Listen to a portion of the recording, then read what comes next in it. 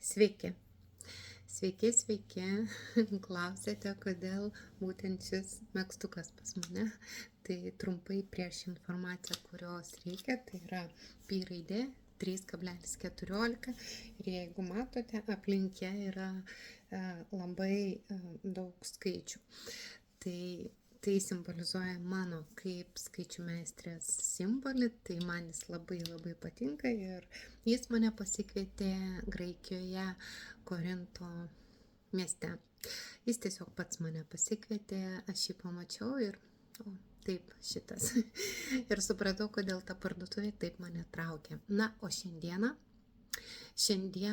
tai yra rugpjūčio 13, tai yra užtemimų koridorius, tai yra laikas labai sudėtingas.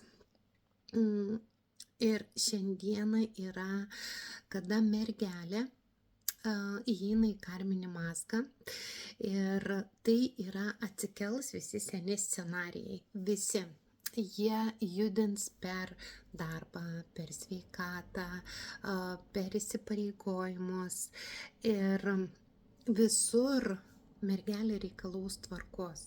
Ji tiesiog reikalaus tvarkos, reikalaus, kad išbūtume visi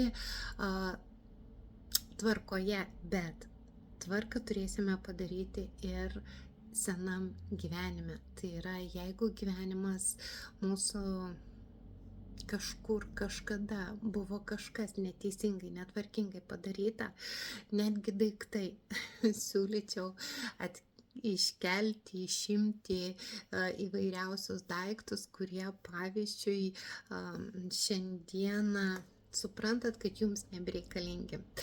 Ir tada ta tvarka, bent minimaliai tvarka mintyse, tvarka akyse, nematyti to, ko nereikia, nematyti.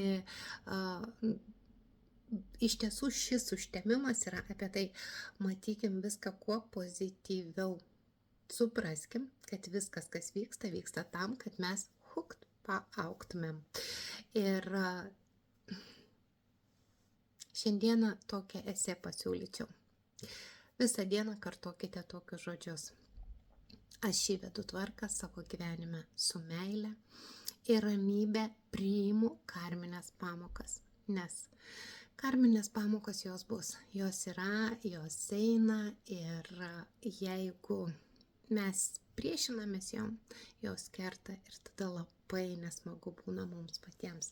Taigi, su jumis Eligija, skaičių meistrė, skaičiuoju išgimimo datų.